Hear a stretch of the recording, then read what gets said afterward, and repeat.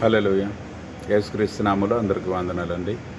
140వ కీర్తన 13వ వచనం తెలియజేస్తూ ఉంది, యథార్థవంతులు ఆయన సన్నిధిని నివసించేదరని.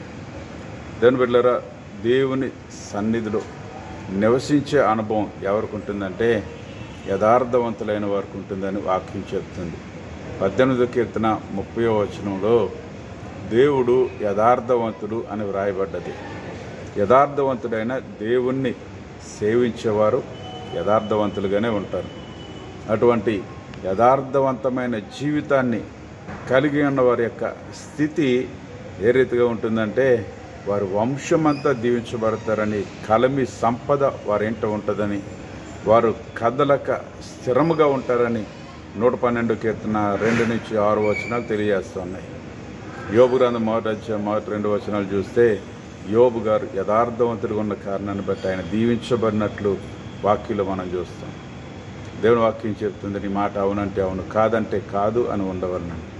కాబట్టి యథార్థత, ప్రవర్తన విషయంలో యథార్థత, నోటి మాట విషయంలో యథార్థత, నడక విషయంలో, మనకి ప్రవర్తనంతుల విషయంలో యథార్థత కలిగి మనం జీవించినప్పుడు తప్పనిసరిగా మనం దీవించబడతాం, అనేకులకు దీవెనకరంగా ఉంటాం. దేవుడు అలాంటి కృపను దయచేయనట్లుగా యథార్థమైన హృదయాన్ని కలిగి జీవించినట్లుగా ఉండవాలంటే యథార్థవంతుడైన దేవునితో సహవాసం చేయాలి.